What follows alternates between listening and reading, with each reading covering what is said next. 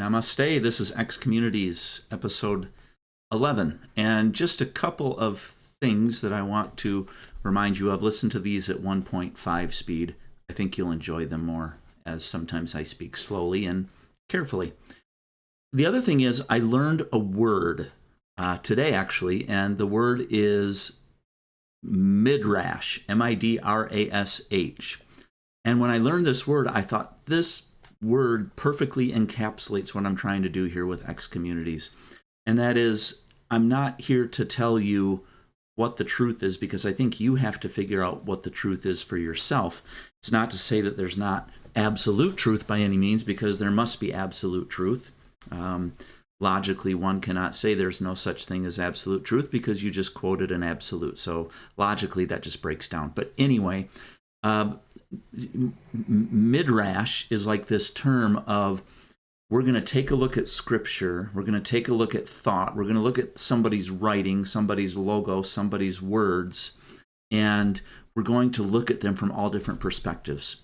And that's really what I'm trying to do with this, is I'm not trying to lead you to any one area. I'm trying to give you new meaning to these symbols and these contexts, these constructs, these different writings. And my hope is that you will, it'll bring new life into these things. And I think that the way that we look at some of these concepts, I think, can also help you, whether you are studying the Bhagavad Gita or the Upanishads or the Quran.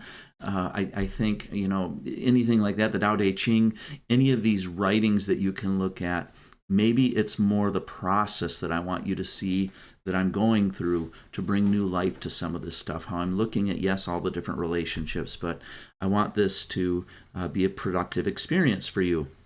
The other thing I want to say is, I re-listened to the last episode, and I want everyone to understand that when I talk about things like pornography, when I talk about different things that we would consider morality, things like that, I'm always trying to draw people's attention to trying to get you to move to an area where you're going to be more compassionate for yourself and more compassionate toward others, and more graceful even.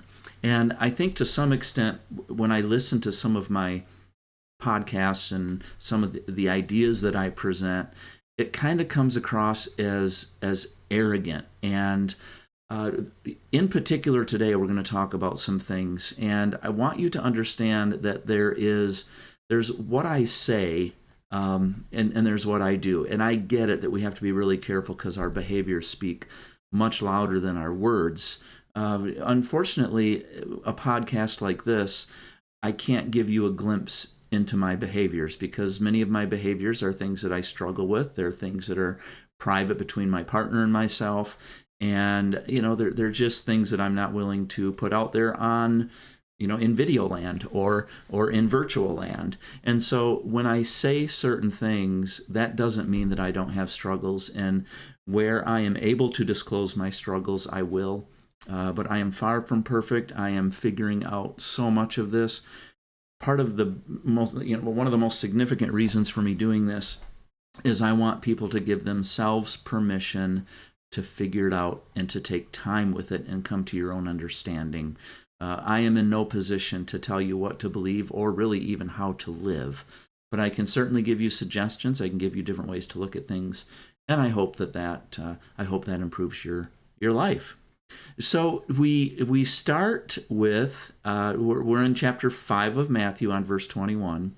And again, this is not necessarily a Bible study, but it is looking at some of the concepts that we have recorded about Rabbi Jesus, who I look at as the incarnation of the Christ that I see as the incarnation of God or the incarnation of Christ. And really interesting, this section, because Jesus is going to start making all of these statements like, you have heard it said, blah, blah, blah, blah, blah. He's going to quote something, and then he's going to say, but I say. And this is the theme for this particular episode of X Communities, is this very important idea that in our lives, we have got to have institutions. The world has to have institutions by which we live by and by which we learn by. And like I tell my college students, you have to learn how to follow the rules really well, and then you learn how to break them in a way that will help others. And in 2026, I'm teaching this to a great extent to my college students because I teach downtown in a city where ICE is present. And I want my students to understand that there is reasons to protest, there's reasons to stand up for what you believe in, but you have to have an understanding of the institution first, so that when you do kind of rebel against it in a way, you can do it gracefully, you can do it articulately, you can do it in a way that is not going to present more harm to the world and put other people down. Like, there's a specific way to do these things. And so we start out with something to the effect of, Jesus says, you've heard it written that you shouldn't murder. And we think that that's a no-brainer, right? We think when somebody says, should you murder? Absolutely, we should not murder. That's why it's one of the 10 Commandments in the Jewish tradition, and that's why Jesus is drawing attention to it.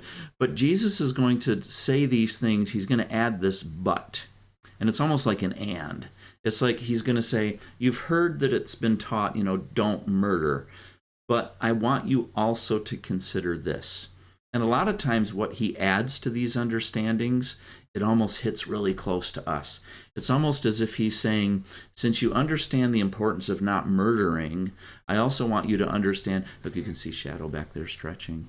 He's in the show, getting ready to get up in the chair, I think. But anyway, it's almost like Jesus is saying, but I want you to consider how this might hit closer to home.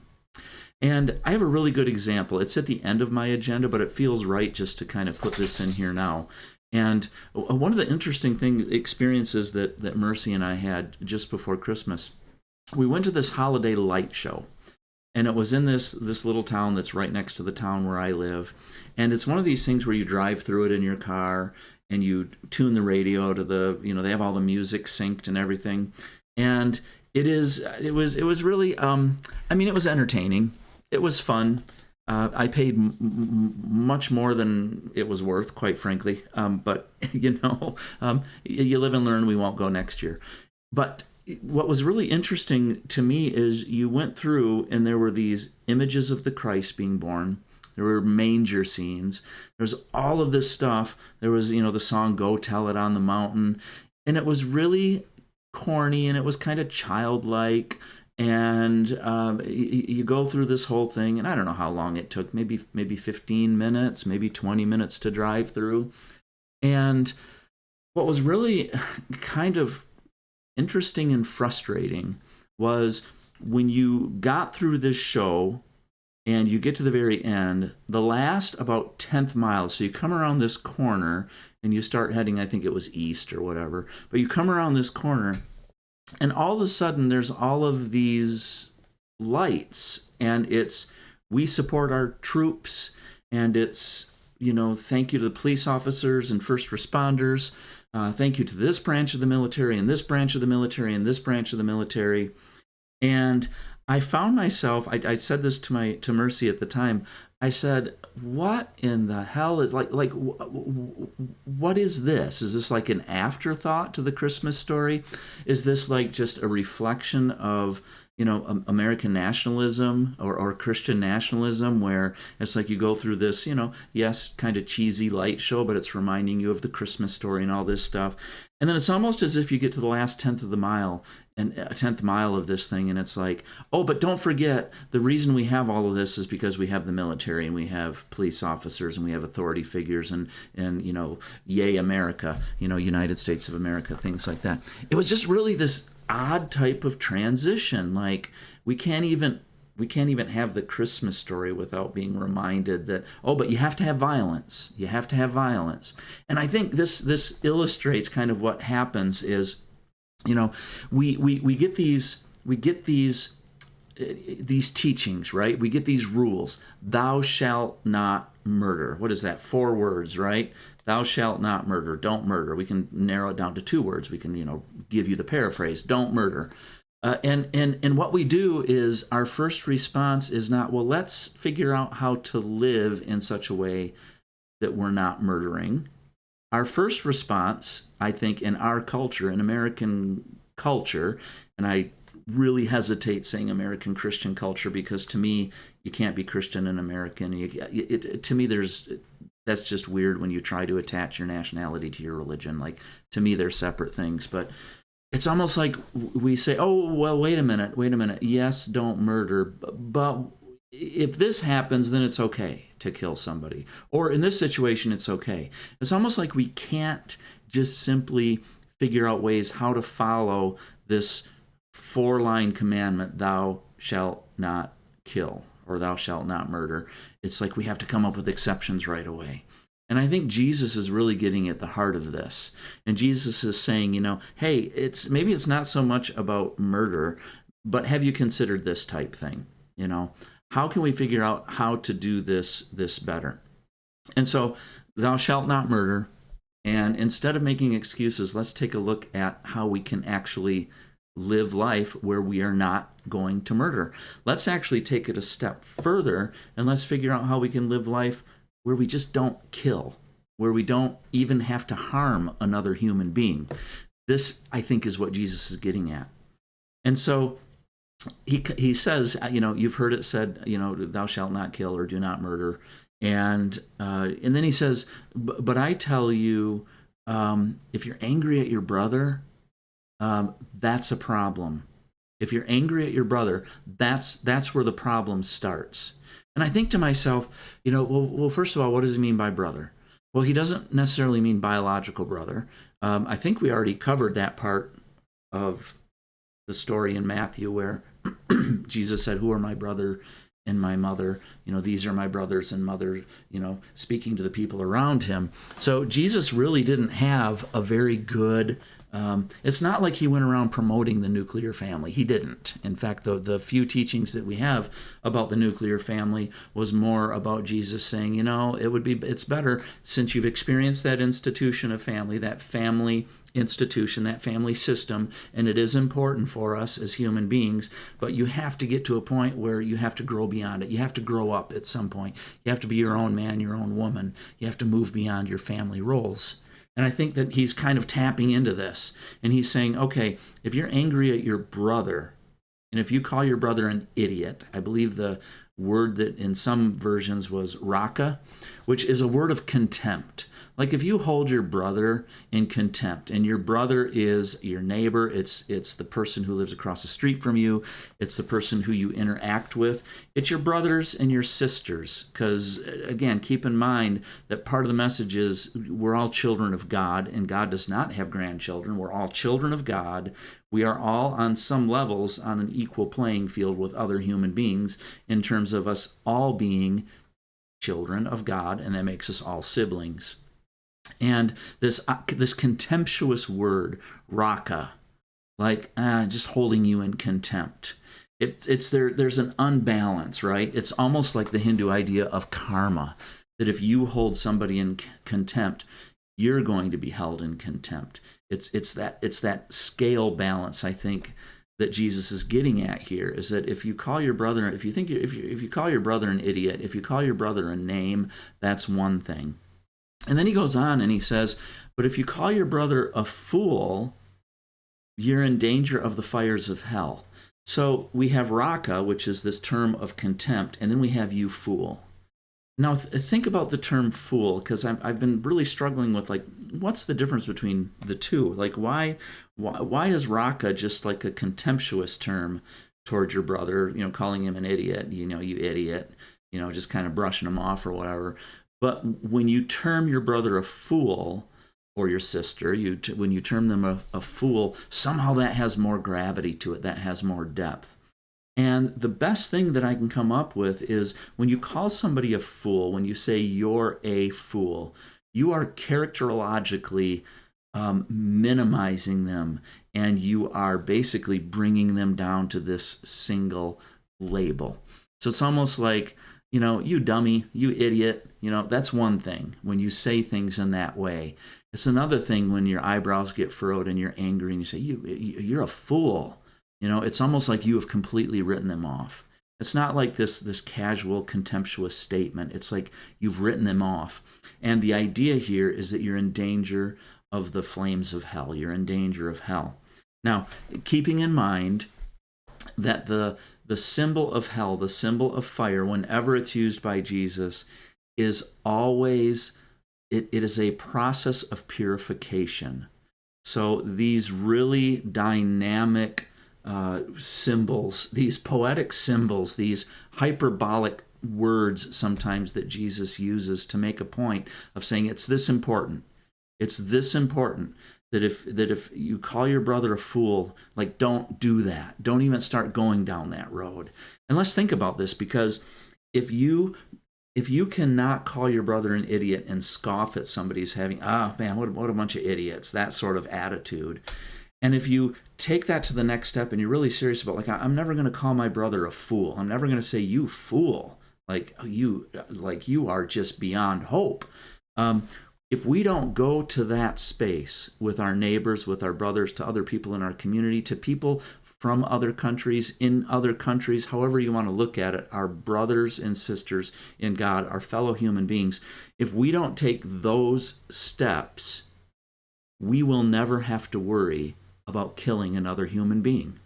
Because if we can first and foremost look at another human being and see value and dignity in them just by the very nature of them being other human beings who are on the same journey as we are, some of us doing it more gracefully or less gracefully than others, then we don't really have to worry about getting to a point where we're going to have to kill somebody. And I believe that that's really what Jesus is getting at here, is just don't even open the door. Don't call your brother names. How about that? How about don't buy a handgun? Don't even consider that you may have to be in a position to actually pull a trigger and harm another human being or kill another human being. How about just don't put yourself in that position? How about have so much positive regard and love for your fellow brother and sister, your fellow human beings, because we're all children of God?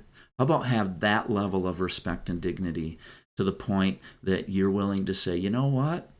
I'm not going to do this. I'm not going to do this. I'm not going to put myself here, that sort of thing.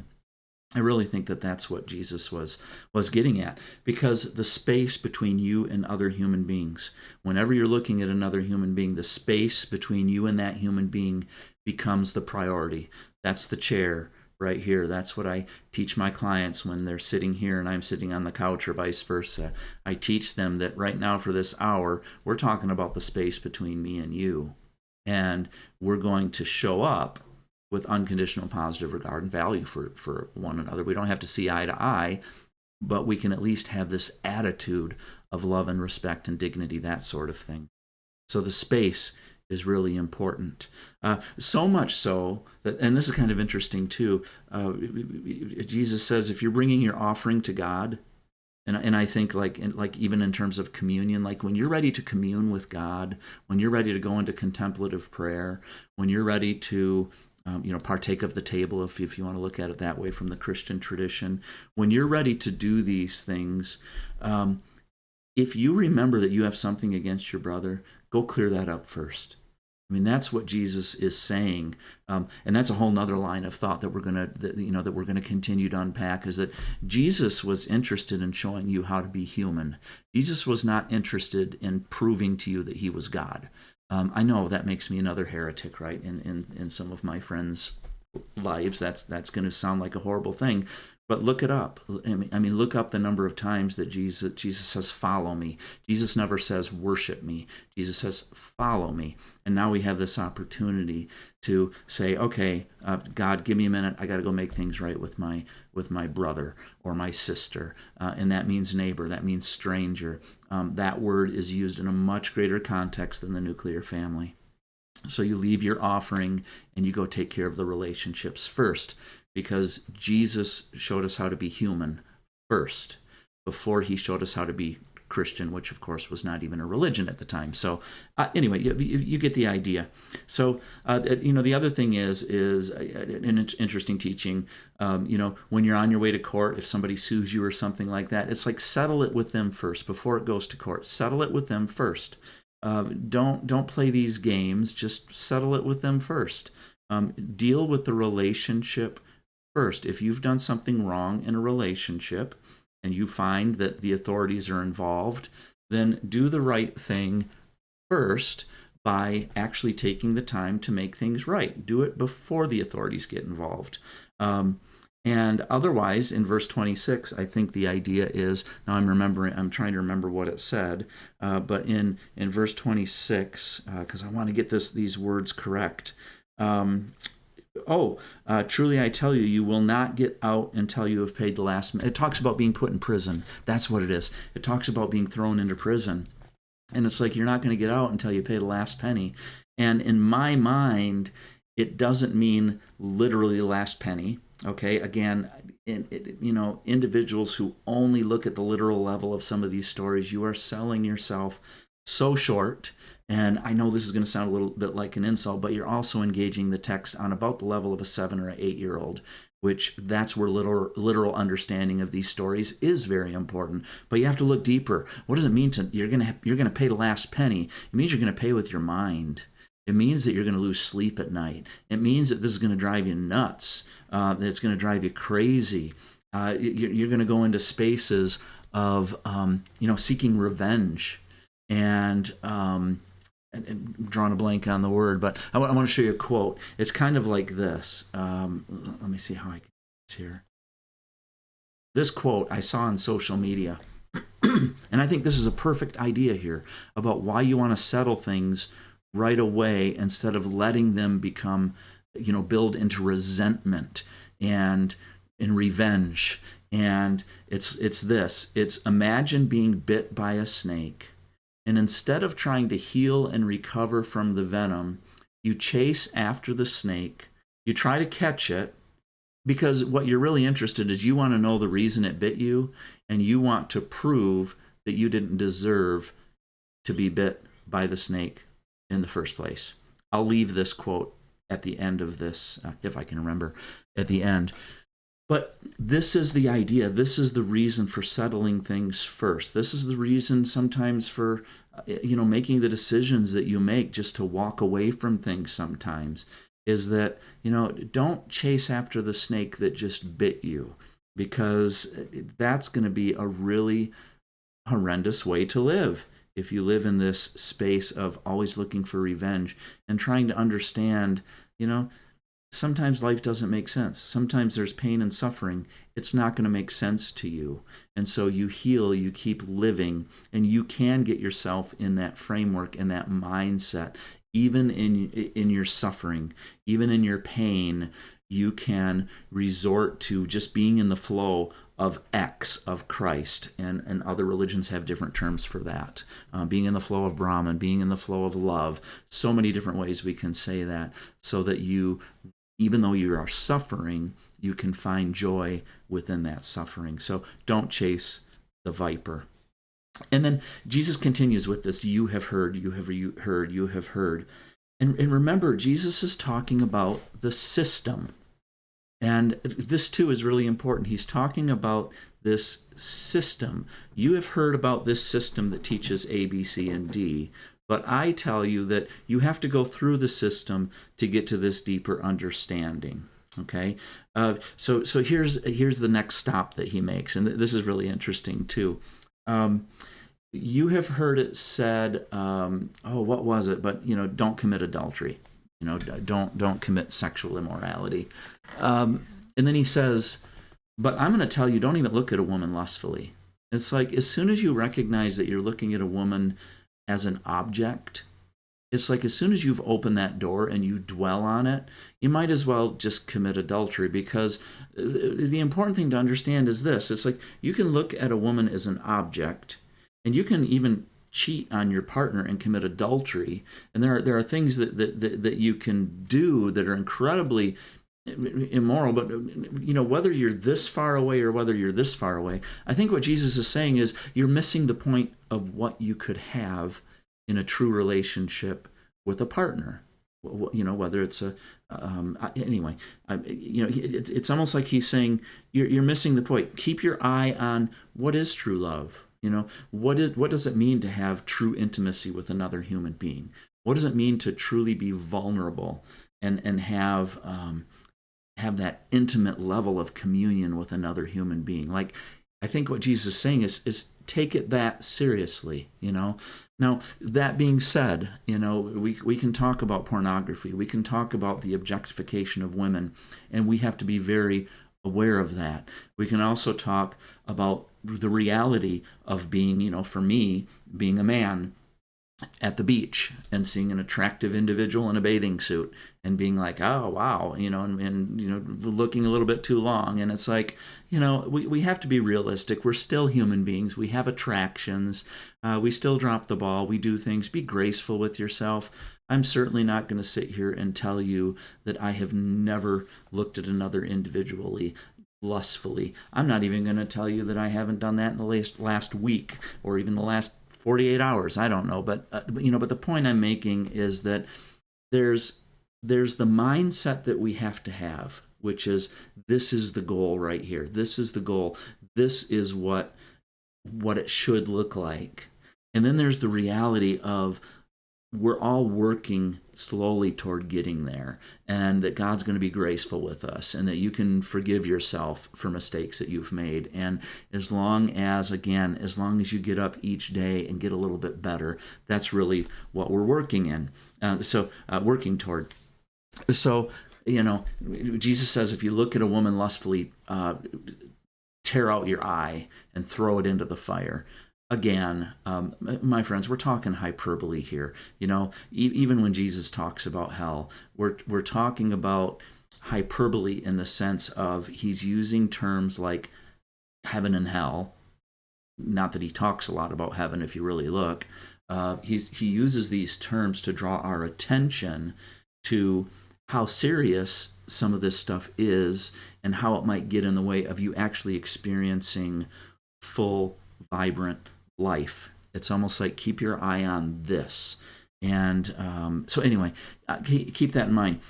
Interestingly enough, this is a little bit tongue-in-cheek, but it's interesting because he also talks about, you know, having the whole body being thrown into hell. Again, if we look at hell as being flames, it really is talking about a purification process. Hell is symbolic of the purification process. And I'm sorry, but individuals who would have you believe that because you're not perfect, if you die, you're going to burn in hell for all of eternity. Well, I'm sorry, but your God is pretty small, and your God obviously does not have the right set of powers to save everyone. You know, it's like, either the whole thing is going to be redeemed, or the whole experiment was on some level of failure. If we really believe, you know, and that's not even to get into how unjust it is for an individual to be born in a certain country in a certain time, maybe not really hear about Jesus, and then if you don't accept Jesus and you don't do this, you know, then you're going to burn in hell for all eternity. And maybe you didn't even harm another human being or intentionally hurt another human being, but somehow that's going to equate to, you know, it just doesn't make sense. And I think we have to really be honest about that. We have to be honest about what can we do now in this moment, instead of this low moral functioning level of, well, I'm going to be good because I want to go to heaven, and I'm not going to be bad because I might go to hell. It's like, again, we're talking about 6, 7, 8-year-old level of functioning, where you do something because you don't want to be punished, or you do something because you want to be rewarded. And that is not being a human being, and it's certainly not living life to the fullest and having the impact that you could. But interestingly enough, he says, if your right hand causes you to sin, I don't even think he says steal. I think he says, if your right hand causes you to sin, cut it off and throw it into the fire. And I'm just going to say this. I really wanted to find an eggplant emoji and have it flash on the screen, but you know my production value is low and I don't know how to do that. But I thought to myself, isn't it interesting that you look at a woman lustfully and you have to gouge out your eye, but then if your right hand causes you to sin, and I'm thinking you got to cut that off and you got to throw that into the fire, so now you don't have an eye and you don't have a right hand. And I'm thinking, what is it about cutting off your right hand when you look at a woman lustfully that you would have to cut off the hand after gouging out your eye? And I just thought, well, if I really think about pornography, there are certain things that we do when we look at pornography that entail the use of our hands.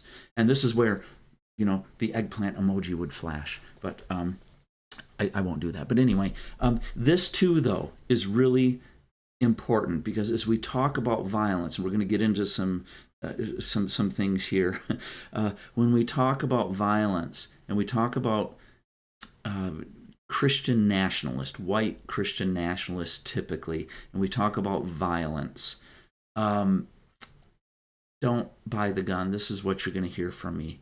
Just don't even open the door to this. Get rid of nationalism. Get rid of your nationalism. It's like focus on the book of Matthew and focus on what you see. You come to the conclusion, but at least focus on what you can see. Deal with things now before there's more fire needed. I think that's one of the teachings that Jesus is getting at, is that, deal with things in the moment. Start to love right now. Don't worry about whether you're going to go to heaven or hell. Start experiencing heaven right now by relating and loving your neighbor, the stranger, helping individuals, valuing individuals who you come into contact with. Deal with things now. Change things now so we don't have to deal with more fire. And so let's keep unpacking this.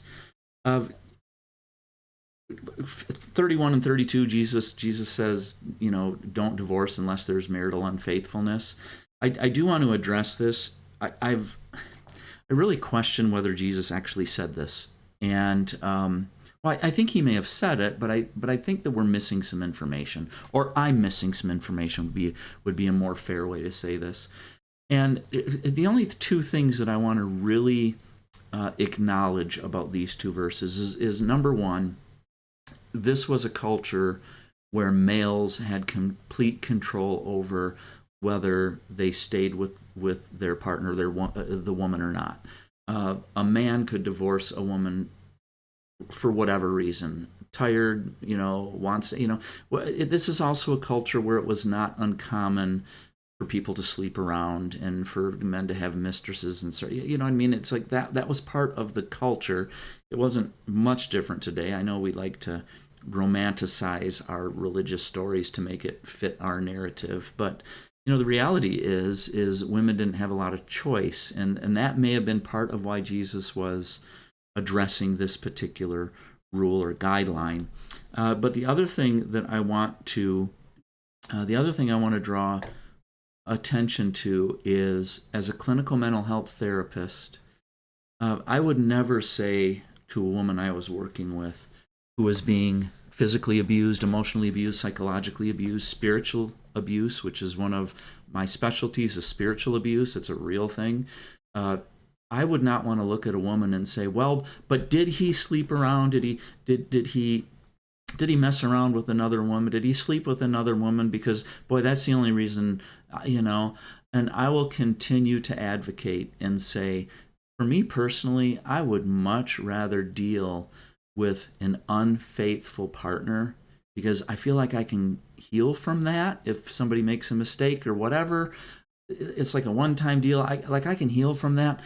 But chronic abuse, chronic physical abuse, chronic emotional abuse, chronic neglect of the relationship, drug abuse, where, in alcoholism, where you might not even be really married to the person that you married, we have to really take these things on a case-by-case basis.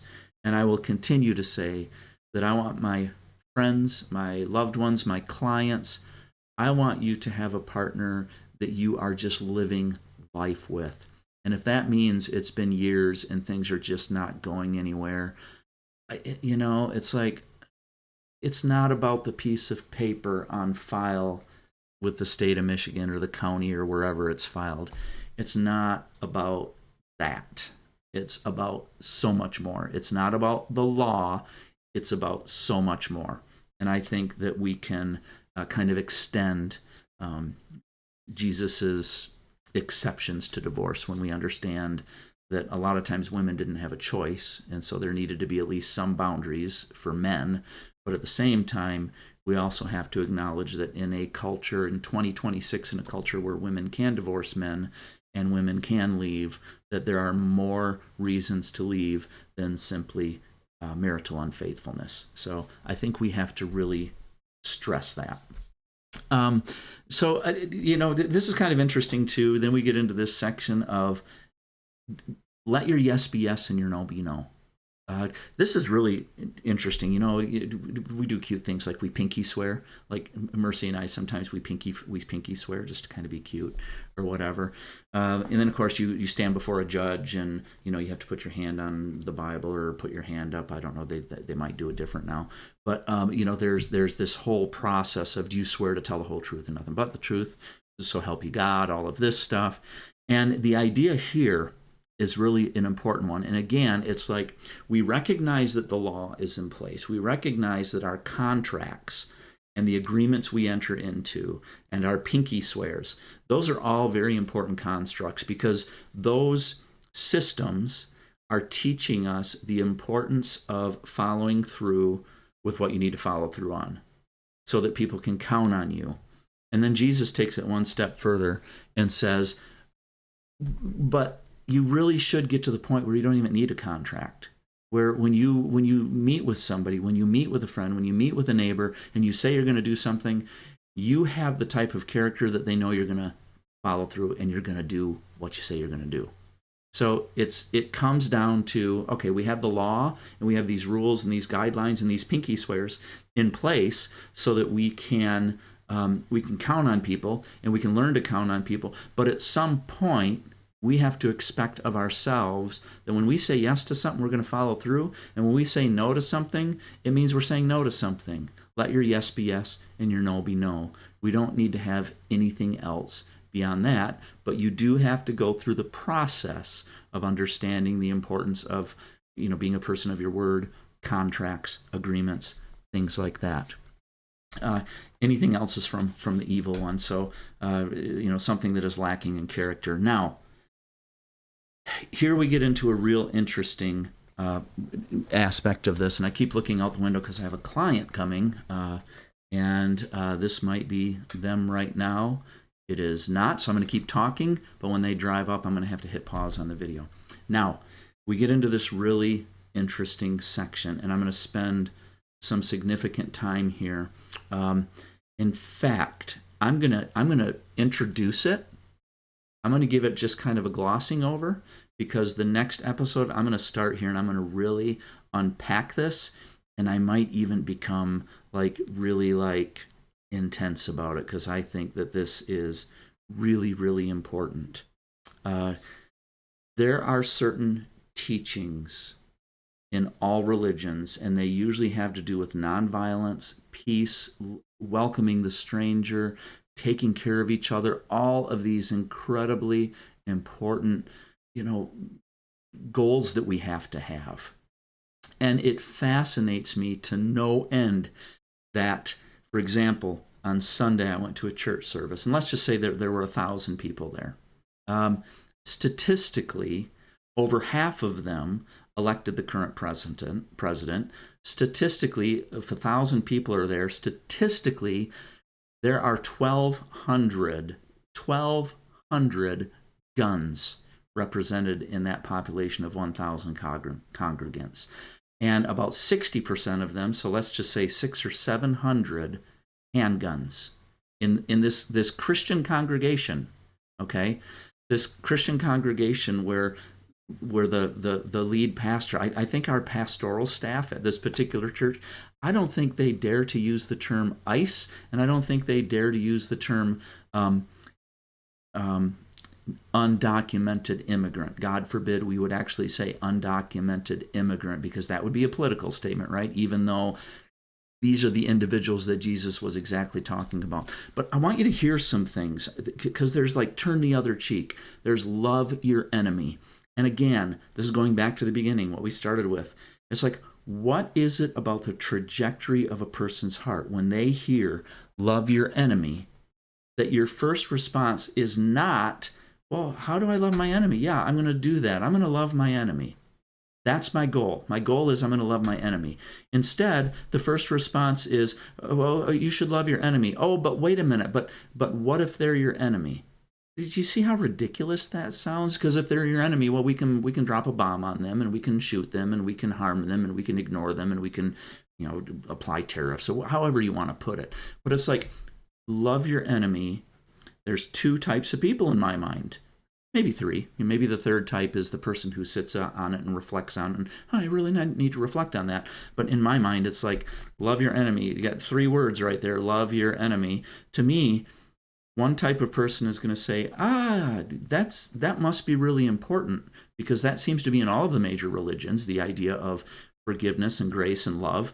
I wonder how I can do that. I'm going to work on doing that. And then there's the other individual who it seems like the theme is, but what if they're your enemy? Or well, what if they try and steal your stuff? Well, what if?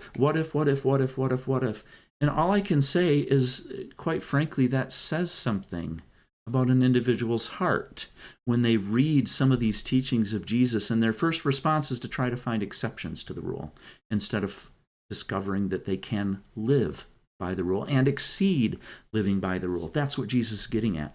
And the other one is this: don't resist an evil man. Don't resist a violent man. There's all different ways. One is don't resist an evil person. That's the NIV. This is Matthew 5:39, by the way. One is don't resist violence. That's LB, I think, the Living Bible. One interpretation says, do not resist an evildoer. That's the New Revised Standard, maybe. I have the letters. I don't know this, but and one is the AB version. You shall not rise up against an evil person. Holy cow! Can you imagine what Americans, maybe particularly Republicans, can you imagine if we told them this is the way we're going to deal with evil now? And you can imagine, what is the difference between a person who says, okay, I'm going to figure out how to do this because this is what my Jesus, what my incarnation of the Christ teaches, versus somebody who says, oh, but here are the 27 exceptions to the rule. And we're going to pick up here next time. So, and I'm going to unpack that a little bit more, and I might even get a little bit more aggressive and put on my angry voice a little bit. Anyway, all right, thank you for listening. My client is here, so it's time for me to go. Namaste, my friend.